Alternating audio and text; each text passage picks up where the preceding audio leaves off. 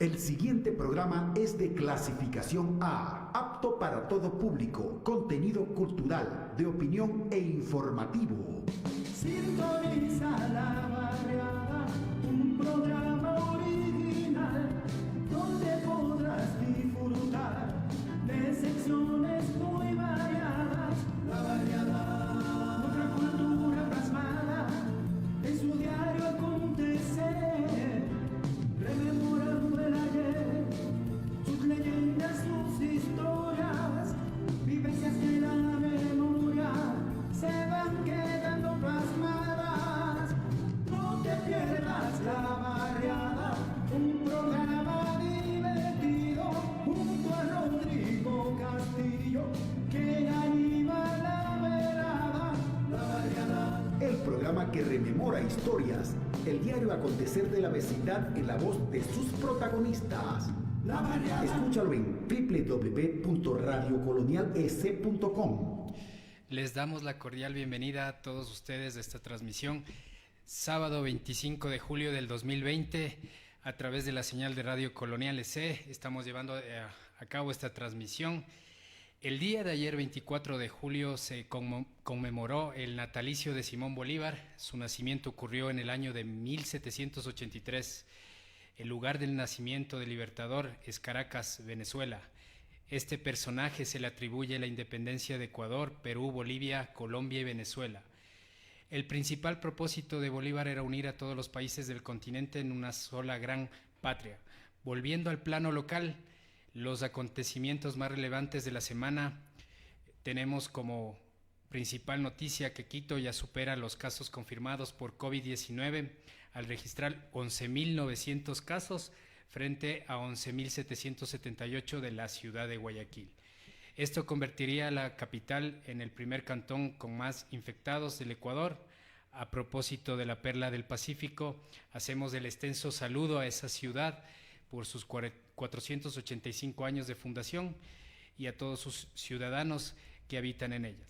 En temas económicos, el anuncio por parte del ministro de Economía y Finanzas sobre la renegociación de la deuda con los tenedores de bonos hasta el 2025. Esta noticia se dio en rueda de prensa, en lo cual se manifiesta que dentro de la deuda global que tiene el Estado ecuatoriano con los tenedores de bonos, que son los 17.375, serían postergados hasta el 2025 los 11.000 millones de dólares. En este caso estamos hablando del flujo de capital que sería postergado.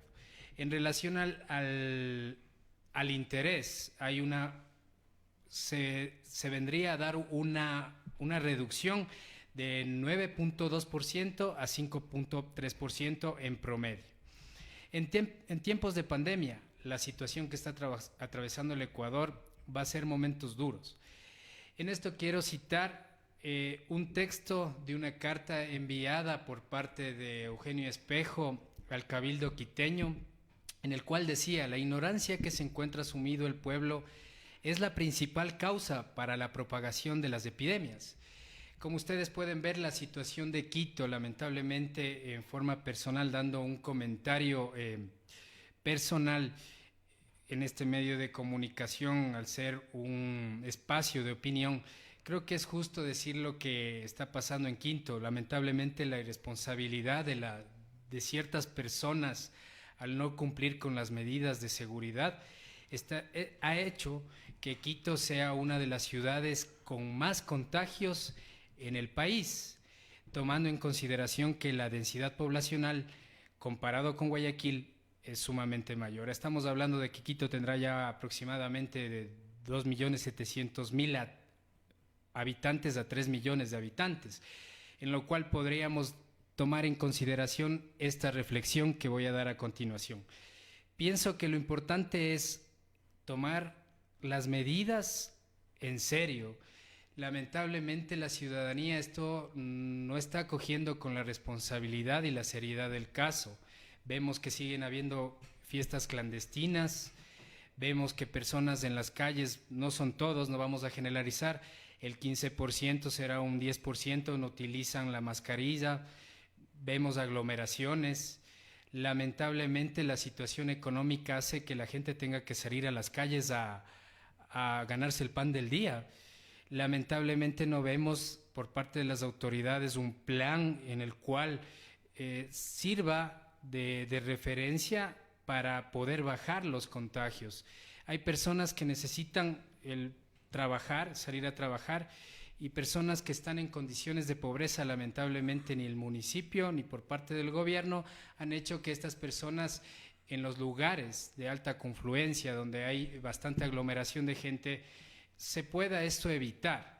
Entonces pienso que la corresponsabilidad es de todos los quiteños y de todos los ecuatorianos para salir adelante en esta crisis que prácticamente, como bien lo decíamos, es complicado saber que Quito sea ahorita una de las ciudades que tenga más contagios y más que todo también en tema de pobreza.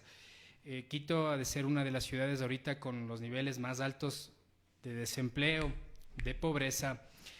Y con esto, pues, con esta reflexión, lo que queremos es más que todo es que nosotros tengamos esa responsabilidad. Lamentablemente hay personas que están buscando alternativas de solución en el dióxido de cloro.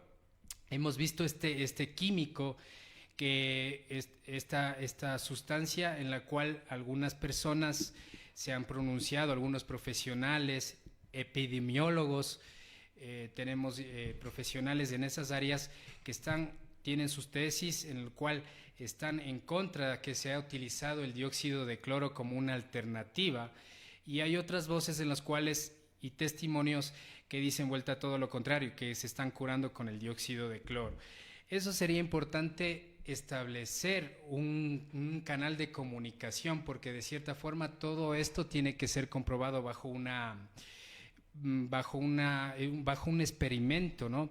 Y decir en verdad si es que el dióxido de cloro es una solución y si es que nosotros lo podemos utilizar de buena forma para curar, sería una buena alternativa.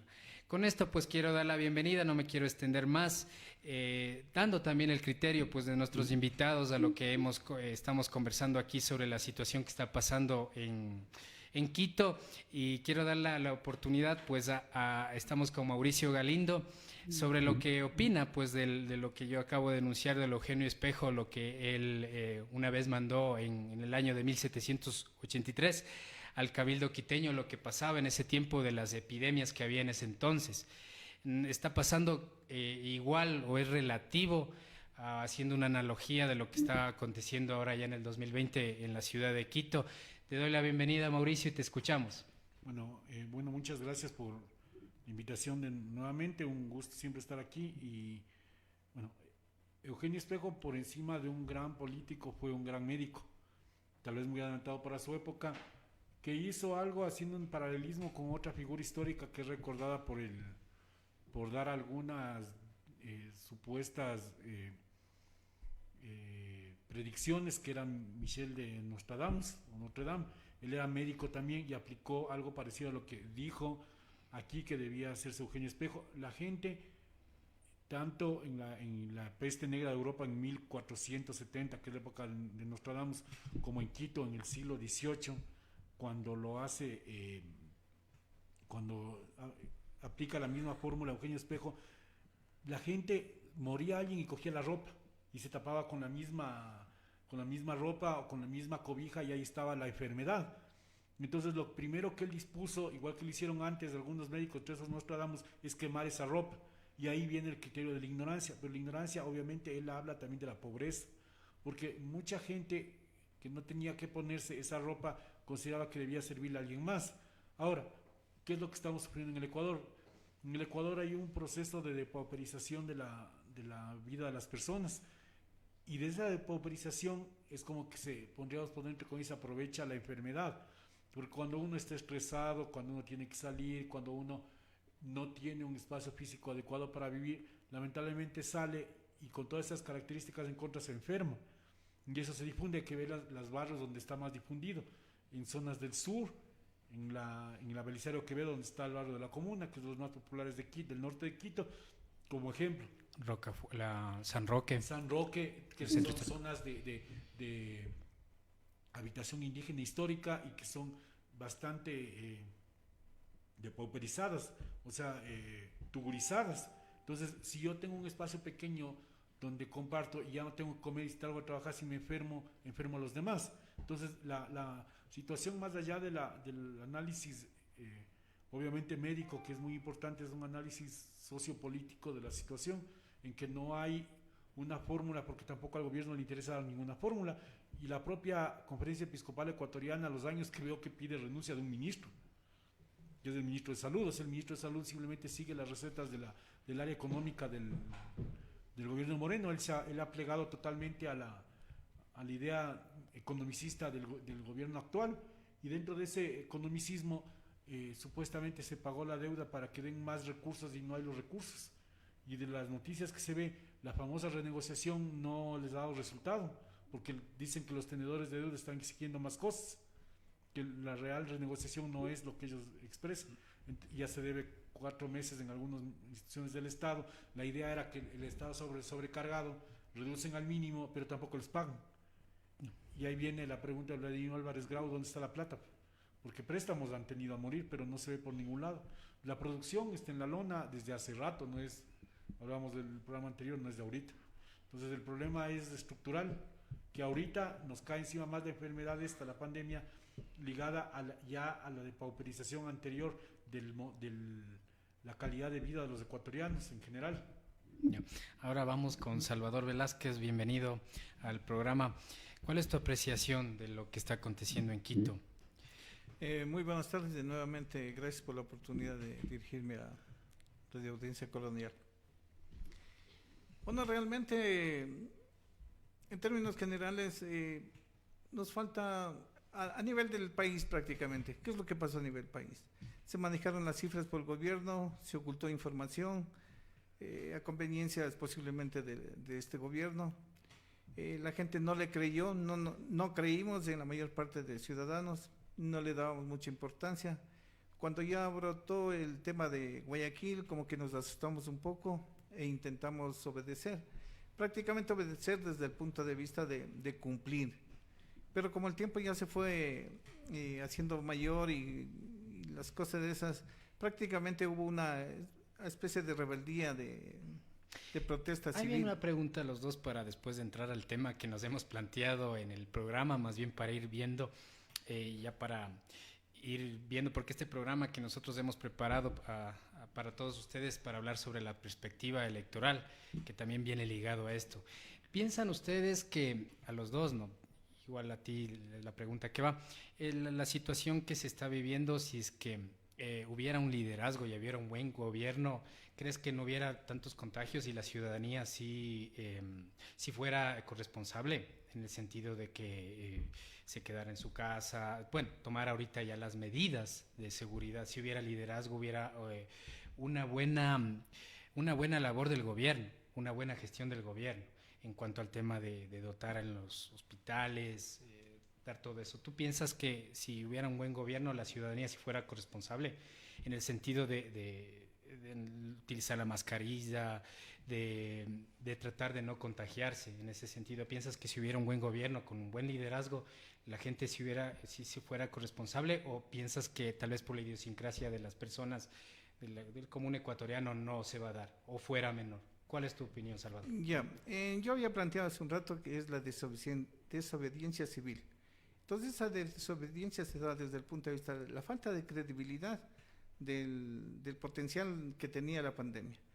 Entonces, adicional a esto, este cerco que nos puso el gobierno por ese mal manejo mañoso de los datos, es que la gente no le creía. Entonces comenzó a salir.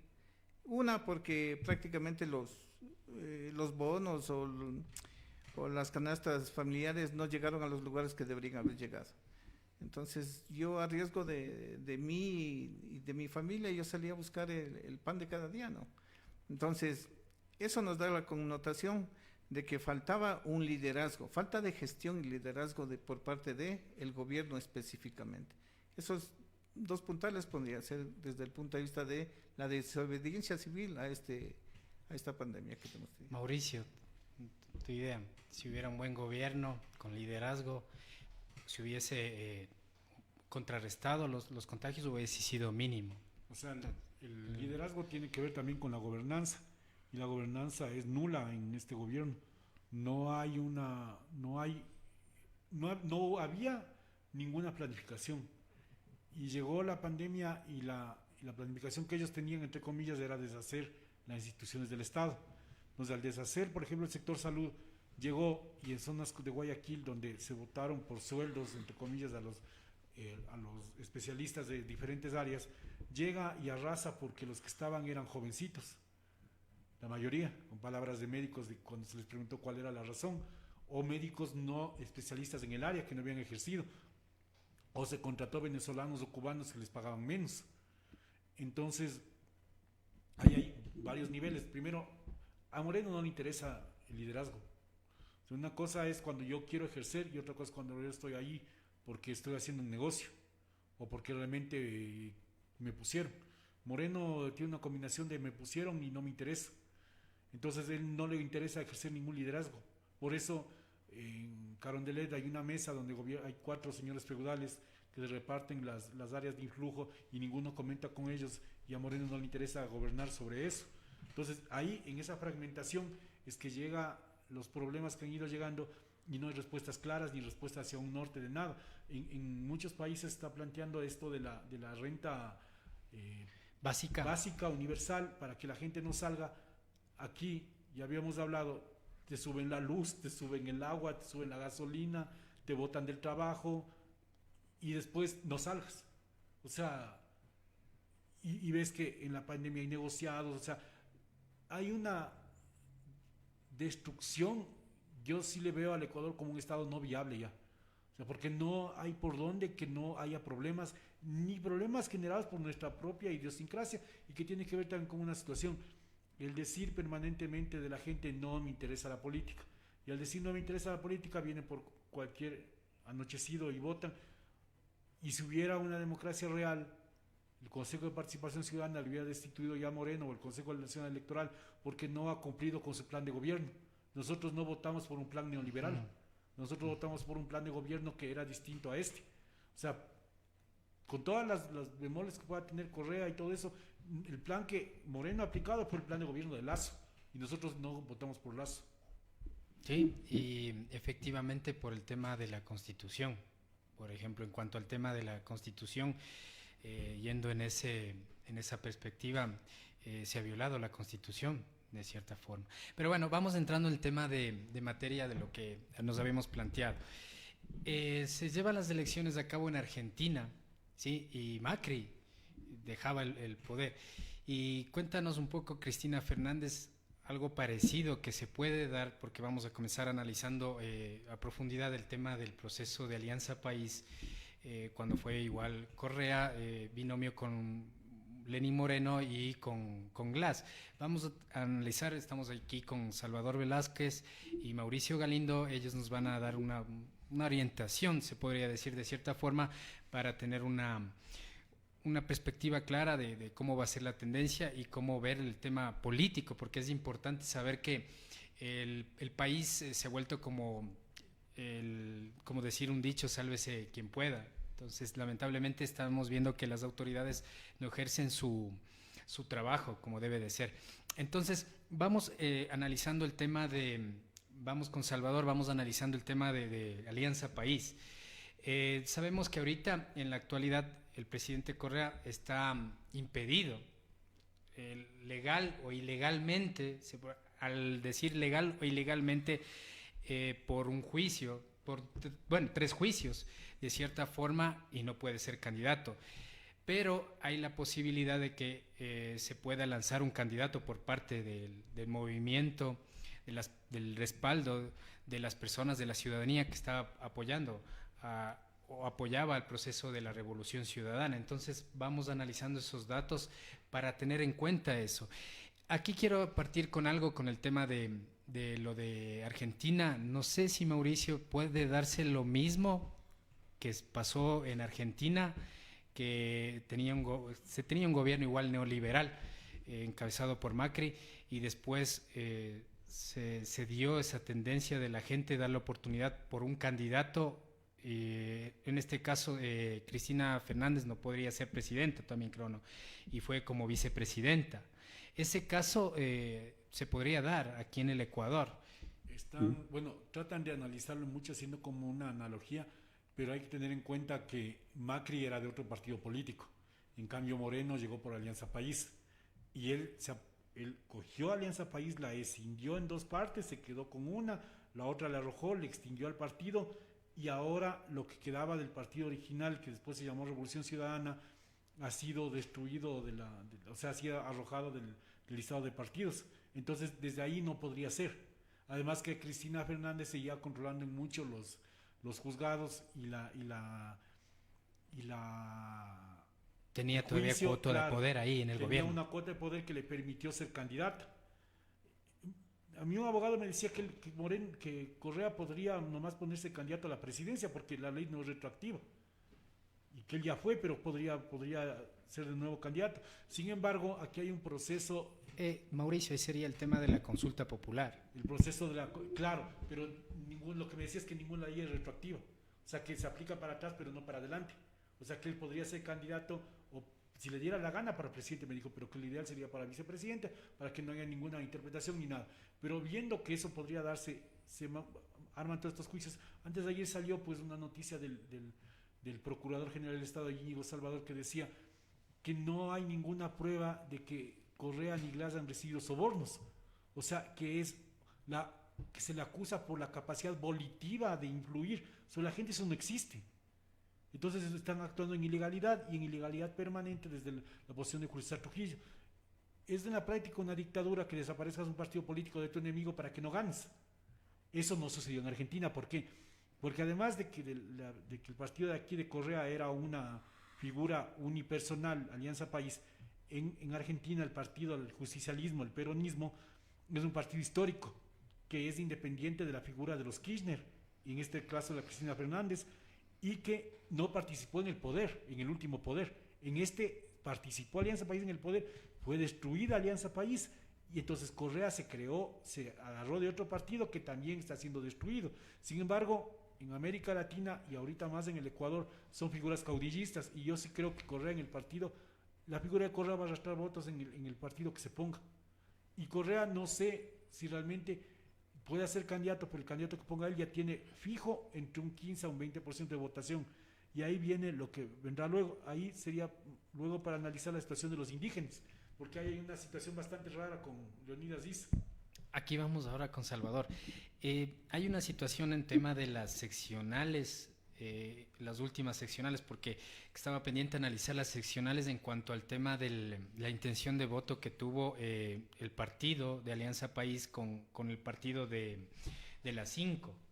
Entonces, Compromiso Social.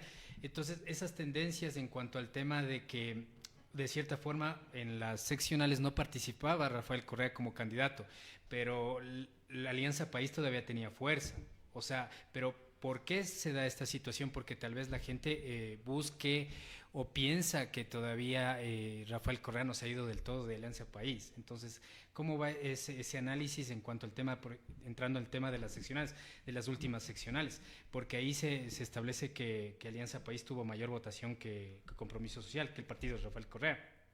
Ya, intentando retomar lo que dijo Mauricio, independientemente del número del partido político, en cierto modo la fuerza de Correa en el tema de votación está ahí. Si nosotros quisiéramos hacer en cierto modo una comparación entre el 2014, que son las seccionales, con las del 2019, tenemos que a nivel de los alcaldes, a nivel región, yo le hice un cuadro a nivel de región, estos datos son tomados del Consejo Nacional Electoral. En este caso, en la costa, Alianza País saca el 31.4% y Avanza, que es el que más votación tuvo, tiene el 20%. En la sierra, prácticamente Alianza País conquista el 21.8% del electorado, y en la costa, mejor dicho, en esta Sierra Norte, Avanza es con 12.5%. En la Sierra Sur, Alianza País alcanza un 21.8% de la votación total, y le sigue en la sierra prácticamente Pachacuti con un 15%. En la Amazonía, en cierto modo, el primer lugar ocupa Pachacuti con un 34.3% y Alianza País alcanza un 20%. Eso es un comparativo a grosso modo desde el punto de vista de las seccionales en el tema de alcaldías. Esa sería de las últimas elecciones. Sí, estamos hablando de esa del 2014, cuando era Fuerza Alianza País. Pero ¿qué es lo que sucede ya en el 19? Si nosotros en el 14 decíamos que tenía 31.1%, acá ya en la costa, quien saca la mayor puntaje es el Partido Social Cristiano con 24.4% en el 19, en las seccionales. Lo mismo, en segundo lugar queda Creo con un 15.5%. En la Sierra Norte alcanza mayor votación, Suma con el 21.8%, y Alianza Bolivarense saca en la Sierra Norte el 9%. En este caso, la única parte donde en la Sierra Sur se hace presente con el 15%, Alianza País, y el Movimiento Lojano presente con el 15%. Y en la Amazonía está con el 25% Pachacuti y el 20% Democracia Sí. ¿Cuál es el comparativo? O sea, prácticamente Alianza País no aparece. En el 2014 sí es una fuerza preponderante. No en lo que sucede en el 2019. Y lo mismo sucede en las juntas parroquiales, porque esto no hay como dejarle así. Entonces, en las juntas parroquiales también, Alianza País en el 2014 tiene 505 ganadores, debería decirse, ¿no? Y en el 2019 no alcanza esa votación, apenas con 135. Entonces, ¿qué es lo que aquí se evidencia? Que 639 electorados a nivel de las juntas parroquiales son producto de alianzas de gobiernos estrictamente o caudillos locales. Ese es. Entonces, prácticamente Alianza País ha perdido espacio en el transcurso de las elecciones. Y yo podría decirle, ya desde el punto de vista de los datos presidenciables, estaríamos hablando, Correa en el 2006 saca el 22.8%. Y pasa a segunda vuelta. La primera y contienda como Alianza vuelta. País, Exacto. como primer movimiento. Y aquí también hay una cosa media especial. Él no es que pasa como el mayor votado, porque en este caso el que es más votado es Álvaro Noboa. Álvaro Noboa, con el 22%, con el 23%. ¿Cómo llega en ese instante sería bueno un poco recordar cómo llega la segunda vuelta? O sea, Álvaro Noboa, ¿con cuánto de votos en porcentajes y cuánto Correa? En el 2006, cuando fue la contienda primera como Alianza País, ¿no es cierto? Como Moreno y Rafael Correa. Bueno, realmente acá debería haber ganado con la mayoría, más o menos gana con 53%, donde las fuerzas se aglutinan, en este caso en el 2006. Pero hay algo en la elección del 2009, tanto como la de 2013, hay un repunte de Alianza País que ganan en primera vuelta. En este caso, en el 2009 es el 52% y en el 2013 con el 57.2%. Entonces ese es prácticamente el proceso de la Revolución Ciudadana.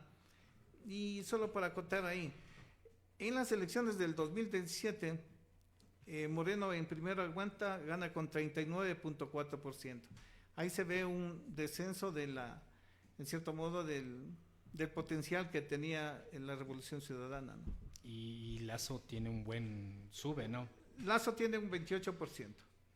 Ya. 28%. Es importante analizar ese histórico en cuanto al tema de las elecciones para presidentes, de lo que hubo, ¿no? Los binomios que tuvo Correa con Lenín Moreno, después Correa Glass, que tuvo mayor fuerza, no tuvo mayor acogida, tuvo mayor votación en esas elecciones. Y ahora lo importante es sacar una media que habíamos acordado, una media. ¿Cuánto sería el porcentaje de todo el proceso de la Alianza País? Bueno, realmente abordé el 25%. Hay muchas formas de cómo analizarle, pero realmente le toman una media del 20 al 25%, que es para muchos que hacemos proceso electoral debería ser un voto duro, ¿no? O sea, no es tan cierto, hay muchas personas que salen a la prensa a decir que ellos tienen el 30%. Claro. Vamos, compromiso social, este partido, ¿cuándo nace y cómo se le podría dar Mauricio. también el tema de compromiso social? Mauricio, en tema de compromiso social, ¿cómo nace este partido, este movimiento? Bueno, este es el movimiento de Espinel, que fue puesto, que era ministro de Correa y que fue puesto como a cierto punto como para apoyar a Alianza País. Como fue creado por Correa bajo mangas, el rato que ya se necesitó se apropiaron de él y sacaron ahí entró la Revolución Ciudadana, ahora Fuerza Compromiso Social es más conocido como Revolución Ciudadana, que es la facción correísta de Alianza País. El partido sacó algunas cosas interesantes, sacó la prefectura de Pichincha, la provincia más grande después de Guayas, y la de Manabí. O sea, Pero este partido nace en qué fecha exactamente? No, exactamente no me acuerdo, pero es antes de las elecciones del 2017, justo por Espinel, por la idea de crear un movimiento como apoyo a Correa. El partido de apoyo antes de Correa era Avanza, pero Avanza nunca pudieron controlarlo. O sea, Avanza era una decisión de la izquierda democrática que no era muy afín en muchos casos a Alianza País y que en muchos lados ganó con cuadros o sea, descartados de Alianza País. O sea, Alianza País cogía más sus candidatos, por ejemplo en Zamora, estaba trabajando ahí, gana el de Avanza en algunas alcaldías porque el candidato oficial de Alianza País era el que después fue por Avanza. Se le votaron, ponen a un cuadro cualquiera, pierde y gana el de Avanza. Y así pasó en muchas zonas del país. Avanza lo que hizo fue recoger muchos de la gente descartada de Alianza País.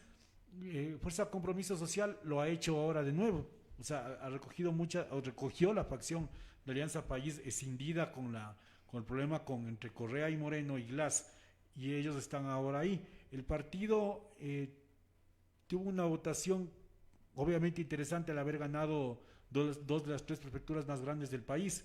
De ahí el resto de los datos creo que maneja mejor Salvador en eso, pero sí hubo una fuerza interesante y hoy por hoy es el partido más organizado a nivel nacional, porque Alianza País no existe en la práctica ya. Claro. O sea, es un partido en desbandada, tan poco representativo que ni siquiera puso un cuadro para la vicepresidencia de la República, pues.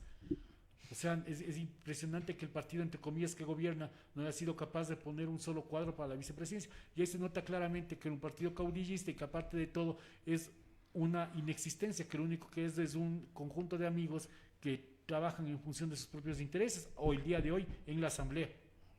Una situación ahí. La estrategia era de Alianza País como movimiento, tener otros movimientos que apoyen.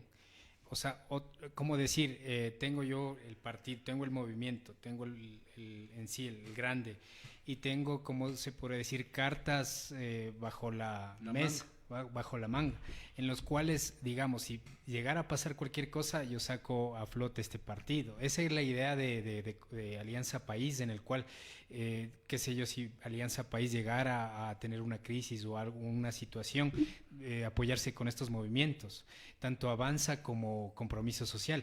Pero aquí viene la imagen de los partidos, eso es lo que yo me iba, a la imagen de los dos partidos, tanto de Avanza, que estaba representado por Ramiro González, prófugo igual por temas de corrupción de la justicia, y Iván Espinel igual también con problemas con la ley.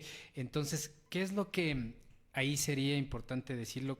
¿Cómo esta imagen de estos partidos nuevos que apoyaron a la Revolución Ciudadana van en detrimento? Y más bien, en vez de ayudar, sería una mala imagen. ¿Cómo ves tú eso? O sea, no le veo porque la imagen es Correa. Ahí no existe partido. Y ni siquiera Alianza País era partido, porque nunca fue partido, realmente fue un movimiento político, precisamente porque creían que esa era la fórmula para no crear estructuras partidistas. O sea, tan es así que la imagen de Alianza País es Correa. Y cuando él se va de Alianza País, el movimiento político se extingue en la práctica, hoy está extinto en la práctica. Y eso pasa a la Revolución Ciudadana. le pueden extinguir. La figura es Correa y los cuadros se van a ir a donde se mueva Correa. Si se va a la lista 1, a la lista de Jairala, pues irán con él allá. Si hacen alianza con otro partido, pues irá. Recuerden que aquí el alcalde de Quito ganó por el partido de Pesantes. Y ahí viene la situación de que a veces la figura y el liderazgo de Correa arrastraba asambleístas, arrastraba concejales, arrastraban alcaldías solo por la figura de él. O sea, a veces inclusive ni tenían tan liderazgo estos candidatos en algunos territorios que ya solo por estar en la lista de Alianza País la gente votaba. Pero en la era por el última león. votación ya no fue así. O sea, más bien, recordemos a Barrera, cuando se metió mucho ya la imagen de Correa estaba tan desgastada que en lugar de ser aporte fue caída. Pero después de este gobierno y de la vinculación directa de la derecha de Lazo y de Nebot con Moreno, ha reflotado la figura de Correa. ¿Quién diría que era el cadáver político del 2018 hoy sea el gran elector? Porque revive justo por los pactos de Moreno con la derecha y le reviven a Correa. Ahora, lo que podría ser una, entre comillas, sorpresa, como lo fue Abdalá en su momento en el 95, sería Alvarito, porque Alvarito representa todo lo que no es la política, en cambio. En el Ecuador supuestamente un buen orador, que no es, que no tiene partido político, pero hay mucha gente que está decidiendo votar porque, como dicen en un póster, ya que todo puede pasar en el Ecuador, que Alvarito puede llegar a ser presidente. Y ahorita hay una posibilidad real de que el hombre pueda pasar por lo menos a la segunda vuelta, porque él hay que recordar que supuestamente ganó en el 98, ¿no? Cuando con Yamil Maguad. Con Yamil Maguad. Decían que había un fraude, ¿no? Dicen que hubo fraude, eso no es comprobado, pero dicen que hubo... Y ese arrastre de Avanza, ya para terminar, la Avanza también tuvo fuerza en su tiempo, pero ahorita también es un partido como extinto, extinto y es prácticamente. por eso que te decía, porque en las provincias se veía mucho eso, o sea, trabajaban muy pegados Alianza País y Avanza, obviamente porque los dos estaban en el poder, y mucha de la gente que estaba de precandidata en Alianza País, que ha trabajado para ser concejal, para ser alcalde, para ser prefecto, al final le descartan y ponen a cualquiera, al pana del Correa, al pana del director provincial, y los de Avanza le llevan al candidato original de Alianza País y ganan con él.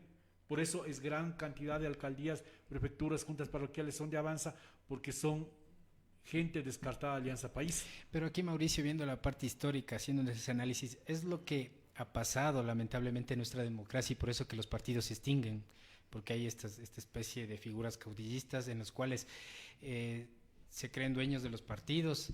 Después ha pasado con la izquierda democrática, ha pasado con algunos partidos. Aquí lamentablemente no hay partidos políticos en el Ecuador. No hay.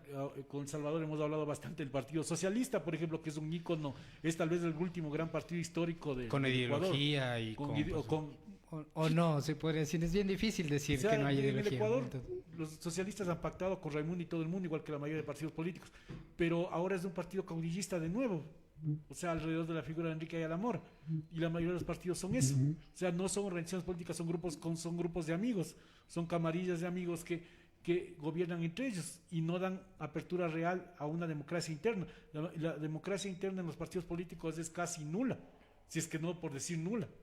Ahora vamos con Salvador.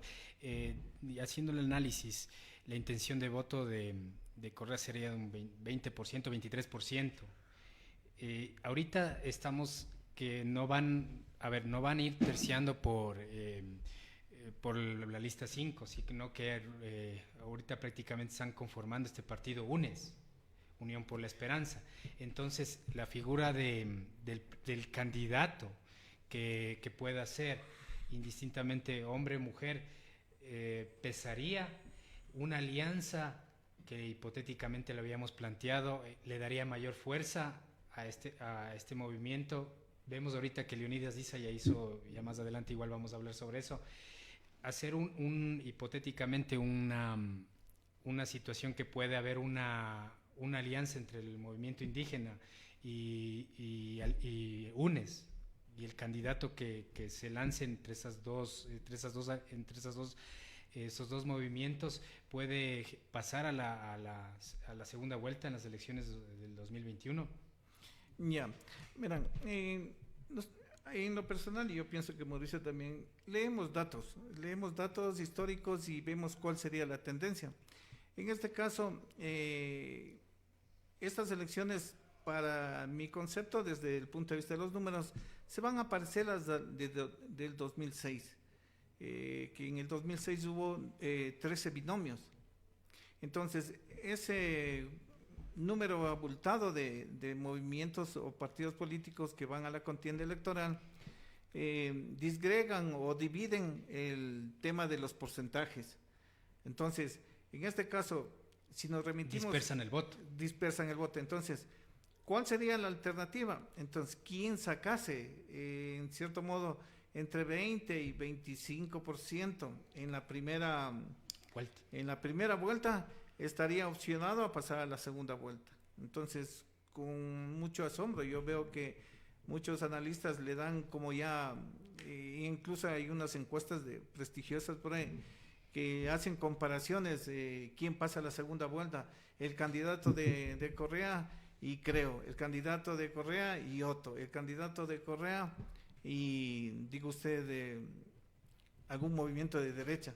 Entonces, ese es el parámetro que se está Como manejando. la perspectiva, la tendencia. Pero realmente, si es que nos remitimos a los datos de Correa, en su mejor momento él llegó con el 22.4%. Lo que hablamos de la primera claro. vez, cuando... Entonces, pero no sé, o sea, si ese debería ser posiblemente el como una señal, como una... ya, pero no es real ese 22. En realidad no debería ser. Lo que sí podríamos estar aspirando posiblemente a un 15% real, un 18% real, pero a nivel de votos es medio complejo conseguir un 1% de votos. ¿Y cómo verían con Correa, con ese análisis en cuanto al tema del candidato que se pueda dar?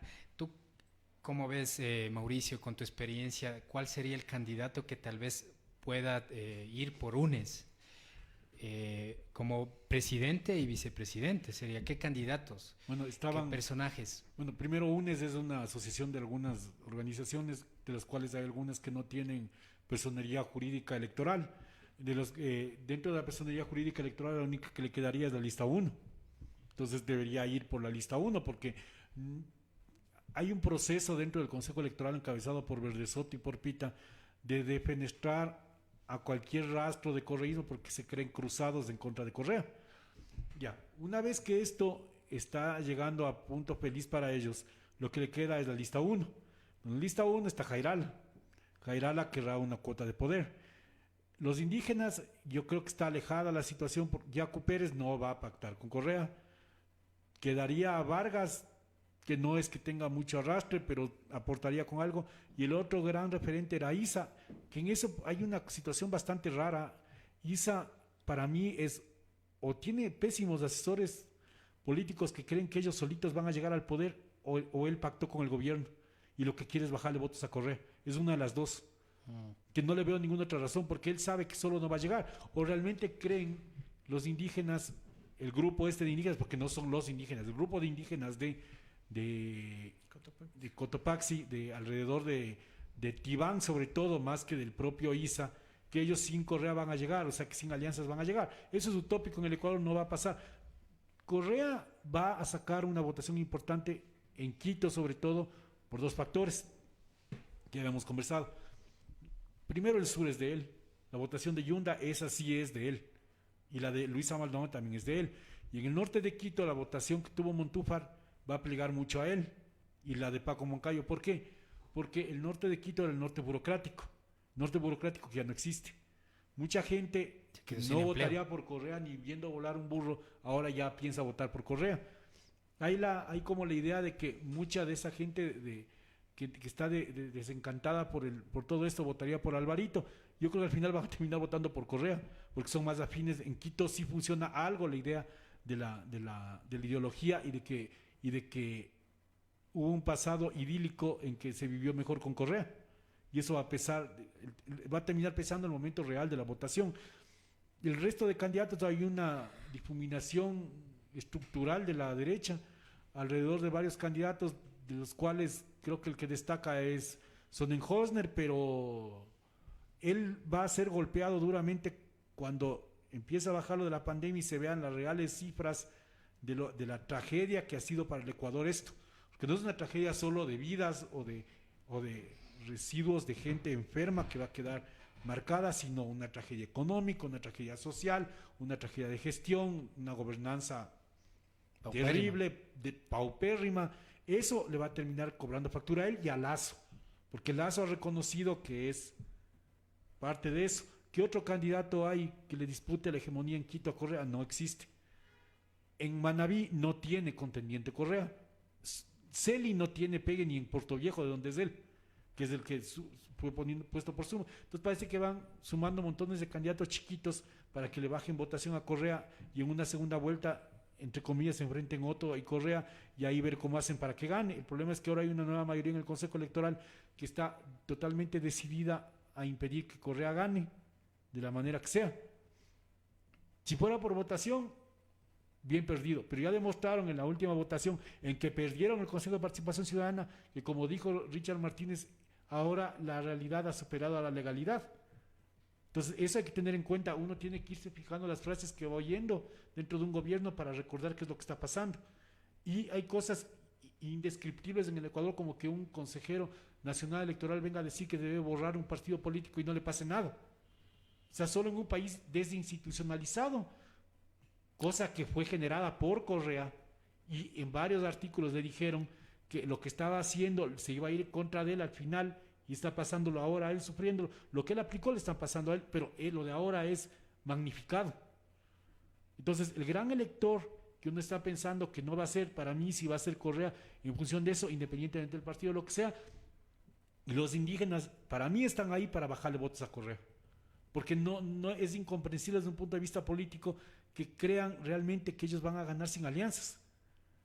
Es incomprensible y lo están diciendo claramente. El único con que se podrían aliar era el partido de Correa, la organización política de Correa. ¿Con quién más se van a aliar? ¿Con el Partido Socialista? El Partido Socialista no existe ya. ¿Cuál es su otro? Alianza País. Alianza País tampoco no existe. ¿Cuál es su aliado natural que les queda? Avanza.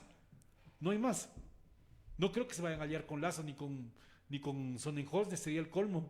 Y esta dispersión de candidatos que tenemos, más bien vienen a dispersar el voto, a dividir.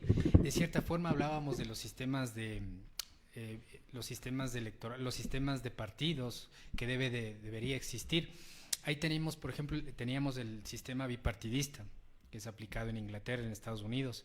Aquí, por ejemplo, hablar si tenemos tendencias claras, inclusive no lo errorían al Ecuador en recursos, porque tener 2 elecciones y en la crisis que se está, no estoy hablando en el tema de que de cierta forma todos tenemos que participar, una democracia activa y todo, pero hay candidatos que ya tuvieron la oportunidad y no tienen ni aceptación, pero el CNE les acepta. O sea, ¿qué tipo de democracia? Y una persona, un candidato que tiene posibilidades, vuelta le coartan.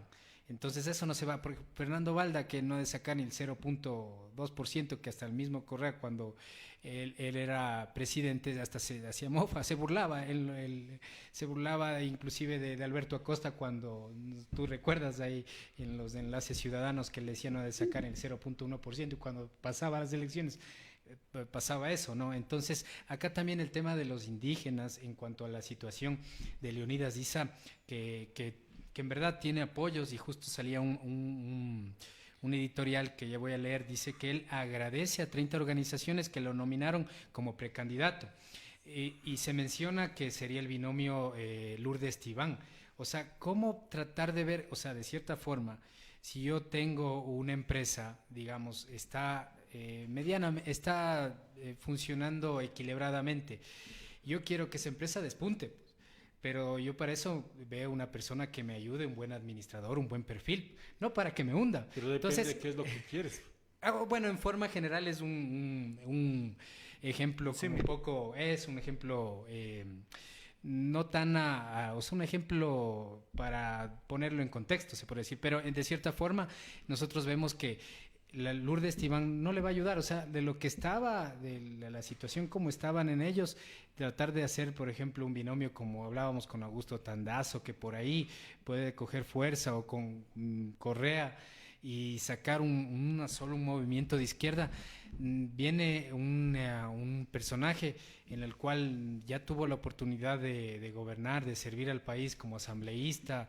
Las últimas elecciones creo que fue candidata a la alcaldía de Salcedo, tampoco no ganó. Entonces, más bien no le quita, no le resta bastante liderazgo a Leonidas Issa y sería una condena para perder. Salvador. Ya, y yo quiero retomar un poquito el tema anterior del por qué estos datos dispersos nos van a permitir. Ya. Yo tengo el histórico aquí. Mejor dicho, quien ganó con el 20.6% de la votación en primera vuelta, que es el dato más bajo que tenemos de nuestra vida republicana, es Lucio en la votación. Le sigue en este caso Correa con el 22.8%, luego tenemos a Borja con el 24.7%, León con el 27.2% y tenemos a Roldós con el 27.6%. O sea, aquí Roldós es el que ha tenido mayor porcentaje que ha ganado en segunda vuelta. O sea, no, en primera vuelta. En primera vuelta. En este caso vendría a ser Roldós y León con 27%.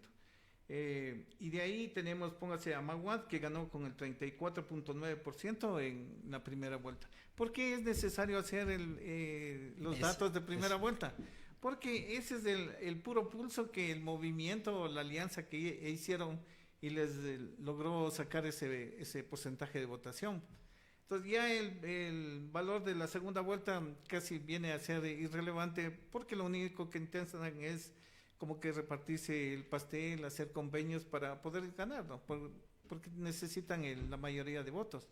Entonces, bajo ese esquema. Ahora, en el caso de los candidatos, generalmente se ha visto en los periodos que nosotros hemos venido que hay un candidato de la sierra y normalmente sea de presidente o vicepresidente, y un candidato de la costa sea presidente o vicepresidente. ¿Por qué razón? Porque quieren captar ese voto del electorado de las regiones de donde vienen. En el caso de ser dos candidatos posiblemente de la sierra, le veo un medio como inoficioso, porque estamos despreciando los votos posiblemente de las otras dos regiones. Entonces, yo hasta aquí no he visto un binomio que haya sido todos de la sierra o todos de la costa, ¿no?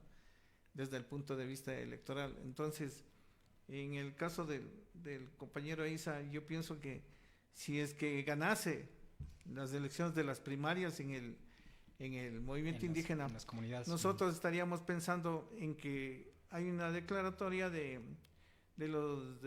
quienes nos identificamos como indígenas. Estamos hablando de un 7% de todo en cierto modo de la población. Ya, en ese supuesto, todo ese 7% no va a alcanzar en número de votos para llegar a ese 20%. Por más convenios y cosas que se hagan, muy difícilmente le veo eso. Entonces, estratégicamente hablando, ¿qué es lo que hacen los movimientos o partidos políticos? Más allá de hacer las componentes electorales, van buscando personajes o buscan gente de prestigio que vaya a arrastrar votos, que vaya con su figura, con su trayectoria, a sumar, en este caso, para obtener una votación importante, ¿no? Ese es más o menos el esquema desde el punto de vista de números. Ahora, quisiera referirme también a, mírenle ustedes, cómo ha sido este proceso histórico en el fondo del péndulo que a veces se maneja en política. Los procesos que se han venido dando es, digo usted, Roldós, que en cierto modo era un demócrata, tú me podrías ser participó por la concentración de fuerzas populares y por la democracia cristiana.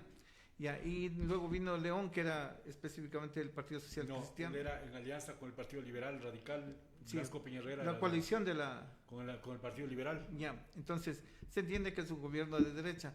En este caso, Borja, que fue con Paradí, estrictamente era un gobierno socialdemócrata de la izquierda democrática. De ahí le sigue Sixto Durán Ballén, que era Partido de la Unidad Republicana. Partido Conservador. Igual desapareció, ¿no? Ese partido, ¿no? Podríamos establecerle como de derecha. Y le viene las elecciones de Bucarán con un tinte populista. Estrictamente fue del partido roldosista y una coalición que se hizo en la costa. En el caso, el siguiente gobierno es del de Maguad, que también era de la democracia popular, pero igual se unieron algunas fuerzas políticas que también tienen un corte de tinte de derecha. El punto de Lucio Gutiérrez, que también fue populista, era la Sociedad Patriótica adicional a Pachacuti, que fue la coalición que se estableció. Luego vino en el 2006 ya la elección de Correa Moreno, que se le dio un tinte de progresista, y fue Alianza País, el Partido Socialista Ecuatoriano, también participó Pachacuti en esta coalición, y después se fueron las otras elecciones que fue estrictamente Alianza País, que le sucedieron. Actualmente se le da un tinte de, en cierto modo, nació como progresista Moreno, pero por las acciones que tiene, más bien es un centro derecha o tiene tendencia estrictamente a la derecha por las medidas económicas neoliberales que el hemos que estado mayor teniendo. fuerza ha tenido en ganar la primera vuelta de todo lo... O sea, esos datos son importantes que nos acaba de decir Salvador en cuanto al tema del análisis del regreso a la democracia, ¿no es cierto?, después de la dictadura militar. El Roldós es el que ha ganado con mayor porcentaje, si no me equivoco. Sí, Roldós ha tenido el mayor porcentaje que ha ganado de todos los candidatos. Lucio Gutiérrez también inclusive está más fuerte cuando ha ganado que Correa, ¿no es cierto? Están los datos. No, Lucio Gutiérrez tiene el 20.6% real. Estos datos son sacados del Consejo Nacional. Correa gana con el 22.8%. Roldós gana con el 27.7%. En cierto modo, quien gana en primera vuelta y con bastante números estadísticos es Maguad con el 34.9%. Ahora lo que se podría avisorar, y les hago esta pregunta, ¿va a haber segunda vuelta en estas elecciones, Mauricio? O sea, todos los números deberían decir que sí, porque no hay una dispersión del voto muy grande y no hay organizaciones políticas que puedan... una tendencia clara, fuerte, ¿no? Que tengan aparte la voluntad de conversar. O sea, lo lógico, insisto, hubiera sido y una alianza entre los indígenas y la Revolución Ciudadana, que son los únicos afines que quedan. No hay. De la derecha tampoco hay. O sea, se disputan los votos entre Lazo, Sonnenhosner, se metió el Isidro Romero, Alvarito, son 4 de la misma tendencia, Montúfar y Páez, que aunque sea saquen un 3%, pero ya le restan al Lazo o a Sonnenhosner. Dentro de esa dispersión, al solo existir 2 candidatos de la izquierda, lo más lógico es que uno de los 2 que pase la segunda vuelta haga una alianza con el otro para que no ganase la derecha. No ganase, entre comillas, la derecha, porque en este país no hay ni derecha ni izquierda. O sea, los que se autonombran de derecha y los que se autonombran de izquierda. La izquierda debería, antes de la segunda vuelta, pactar. Pero como digo, lo de ISA es, o hay un error de cálculo brutal, se creen tan fuertes de que van a llegar solos.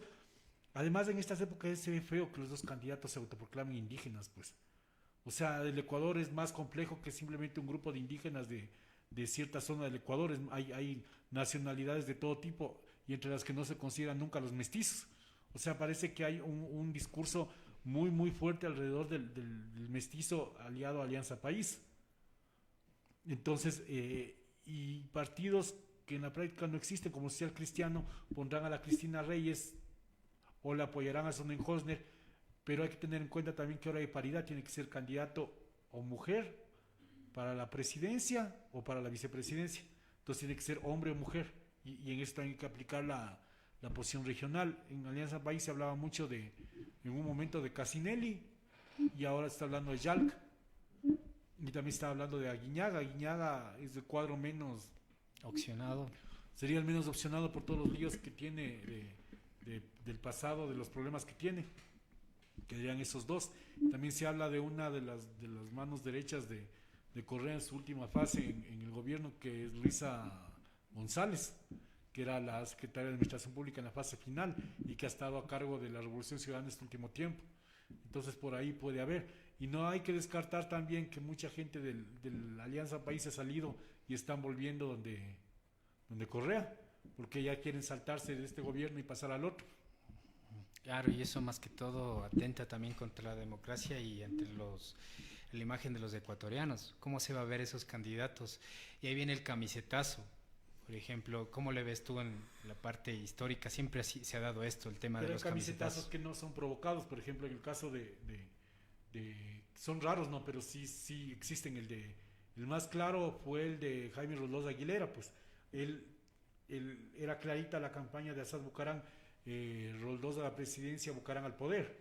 Cuando él ya llegó a la presidencia dijo, no, pues, o sea, yo soy el presidente. Y hubo una pugna de poderes de las cuales surgió el verdadero partido roldosista, que era Pueblo Cambio y Democracia, la lista 7, que tuvo una alianza con Borja en su candidatura del 84, creo que era Aquiles Rigail, su binomio, que era del Pueblo Cambio y Democracia, de esta gente de la burguesía guayaquileña que creó un partido de centro izquierda que era Pueblo Cambio y Democracia. Entonces, los camisetazos en el Ecuador son una norma, pues, o sea, tú le puedes ver, como no hay real ideología, le puedes ver a alguien candidato de Creo y mañana candidato del Partido Socialista y pasado mañana se declara indígena y es por Pachacuti. O sea, y en el caso de lo que hablaban ustedes de los indígenas, supuestamente hay 3 candidaturas, pero en la práctica supuestamente ya Vargas no quería. Y lo que está haciendo Leonidas Issa es marcar distancia con, entre comillas, con el correísmo para él ser el candidato por encima del Carlos Pérez Guartambiel, que hoy se llama Yacu Pérez, pero que yo más allá de la SUAY no le veo que tenga posibilidad política. Y otra situación más del tema del regionalismo, ¿cómo ha sido en la parte histórica? Su partido Ser Cristiano tiene su trinchera o su apoyo, su mayor apoyo en Guayas. Por ejemplo, si lanzara Otto Sonnenscholz, sería más obviamente el apoyo por ese Viendo Sebastián. las votaciones del Partido Socialista y haciendo un recorrido histórico, el Partido Social Cristiano, perdón, solo saca votación en la antigua provincia de Guayaquil, que es Los Ríos, El Oro, Guayas y Bolívar. Ahí gana.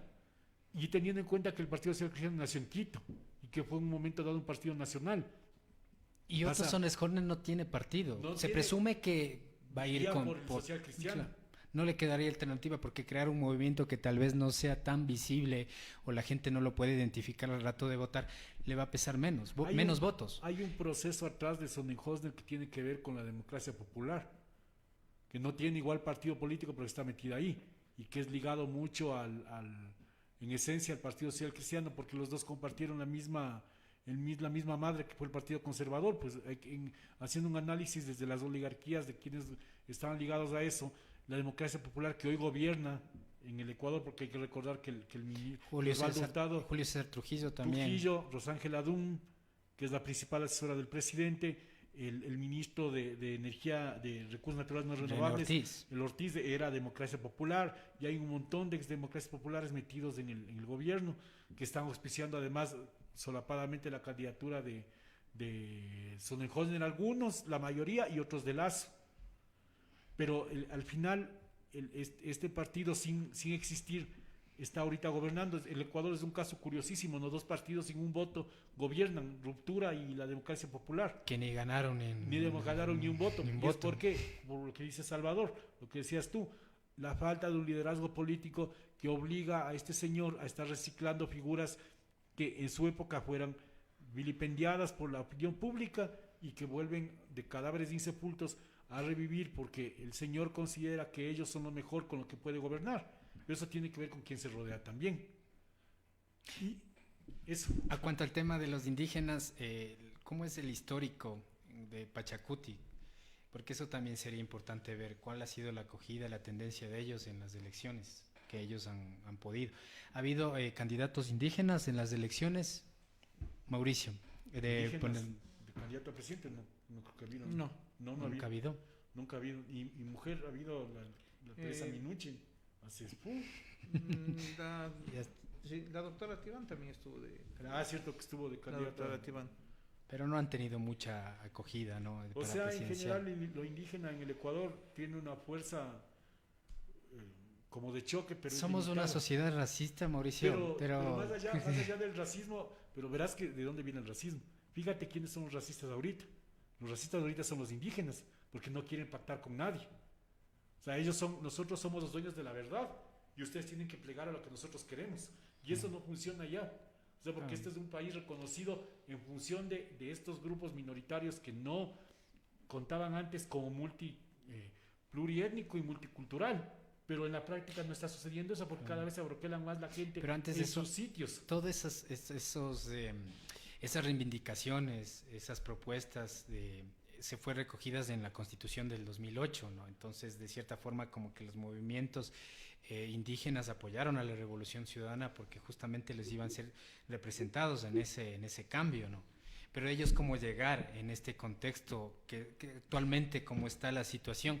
Ellos tienen que, como tú dices, ¿está mal asesorado o qué mismo hay detrás de toda esta cuestión de la dispersión del voto? Ahí no me va a dejar mentir El Salvador, que por ahí corre el rumor de que no se siguió con las huelgas de octubre porque le pactaron con los líderes indígenas y uno podría, decía, piensa mal y acertarás, pues o sea, fue rarísimo que después no pasó nada.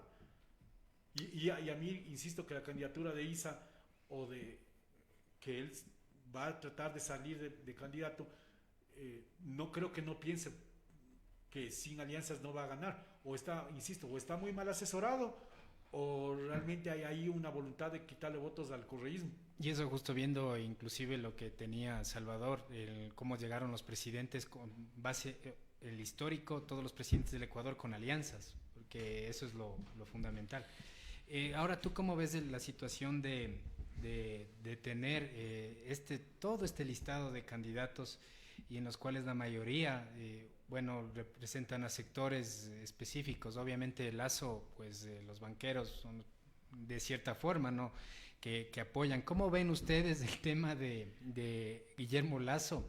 Ahora, porque no hemos analizado en cuanto al tema de la votación ahí nos vamos al tema de la votación que hubo prácticamente las últimas contiendas para la elección presidencial.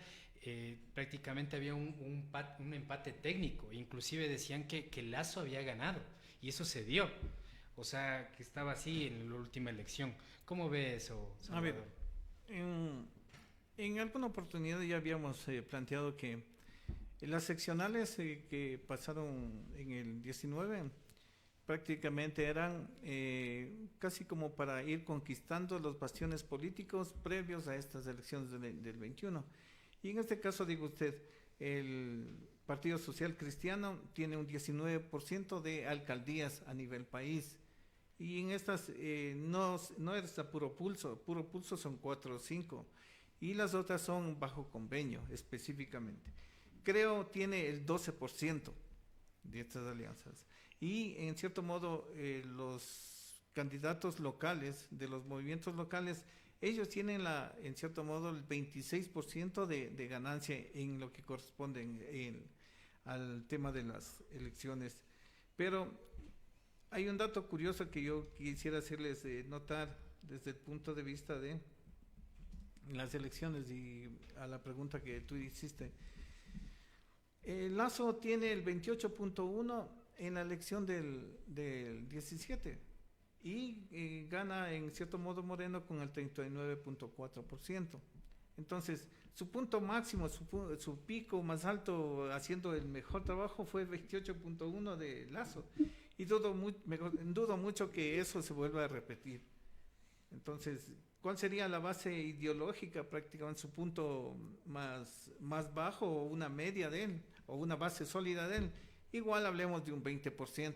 Entonces, en este caso yo le pongo 20% a Lasso, que sería una base sólida, y prácticamente en el caso de muchos analistas dicen el 20% de Alianza País. Por eso ellos hacen la comparación, que pasarían a segunda vuelta prácticamente Lasso con el candidato de Correa.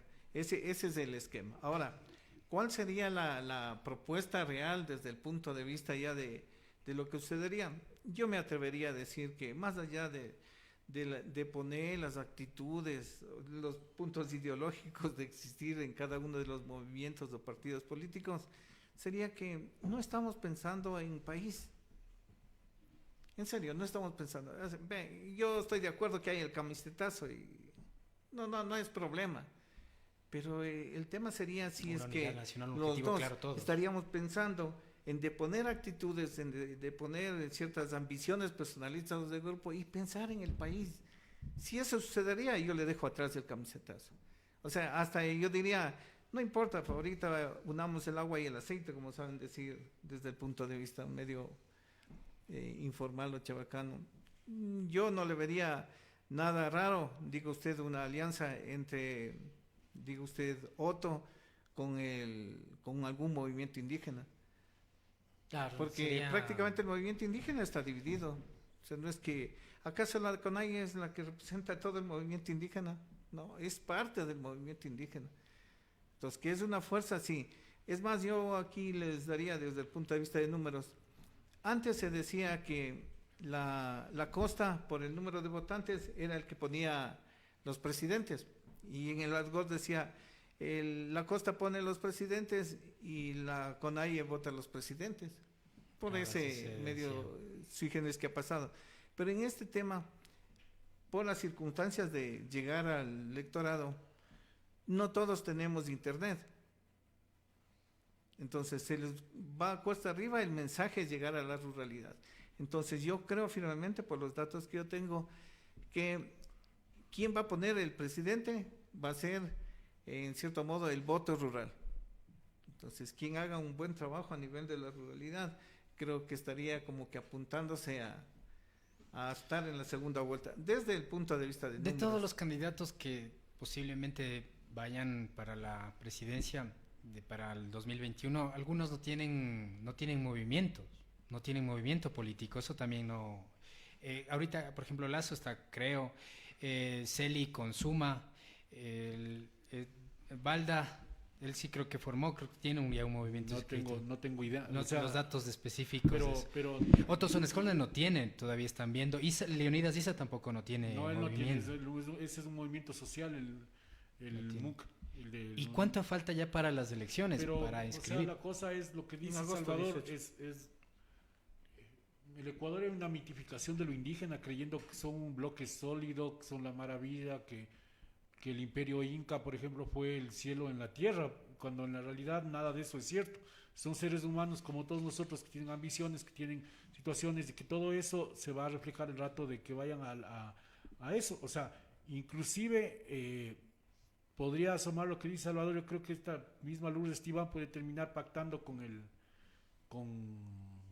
Otto Sonnescolder o con Lazo para salir de candidata a la vicepresidencia y que a Issa le ofrezcan la primera diputación nacional. O sea, todo eso puede pasar. Es que aquí todo en el país todo puede pasar. Todo puede pasar, porque en la política todo puede pasar, por eso se empieza mal y acertarás.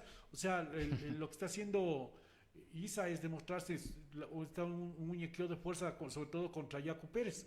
Y el Yacu Pérez realmente no tiene la potencia que tiene Issa. Así que en esto se verá lo que puede hacer. Y como ya nos están diciendo que ya... O puede pasar aquí en el país que... aquí que estamos, que puede pasar que gane uno y después se repartan los ministerios y ahí ganan. Que eso ahí ha pasado entre ellos, muchas sí, veces. En este gobierno pasó el más claro gobierno del reparto de los que no ganaron, es este.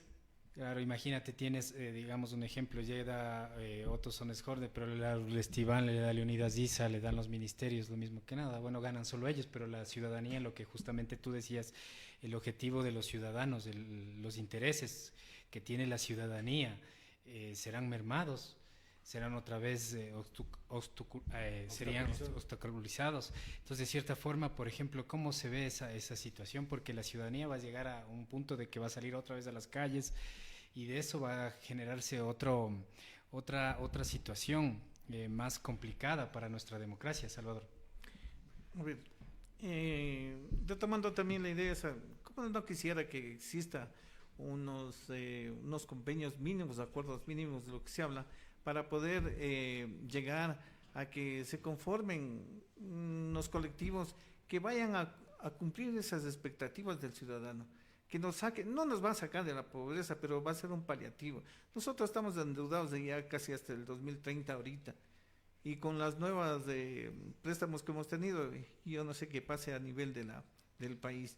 Si alguien viene con un plan de trabajo que sea creíble, factible, viable, que ayude a esa población a salir adelante, yo pienso que estaríamos dispuestos a votar por él, independientemente del nombre la o ideología del del nombre, todo eso. sino que porque hemos visto ese esfuerzo, entre comillas, que han hecho de poner actitudes y vamos para adelante. Esa sería la alternativa y el por qué esperar estas, en cierto modo, elecciones que, a mi modo de pensar, pues, o sea, si antes yo pertenecía al sector de desempleados, yo ya con más desempleados que vienen atrás mío, yo pienso que las oportunidades de conseguir yo un trabajo estable van a ser mínimas o nulas, ¿no?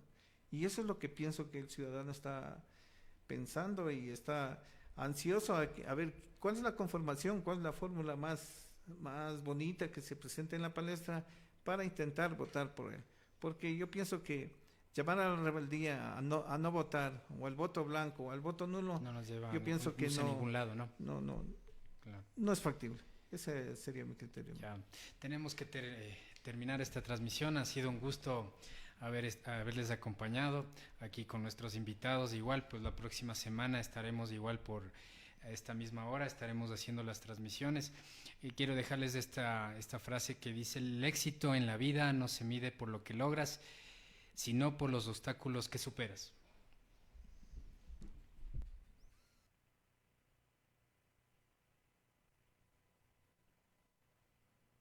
Sintoniza la barriada, un programa original donde podrás disfrutar de secciones muy variadas.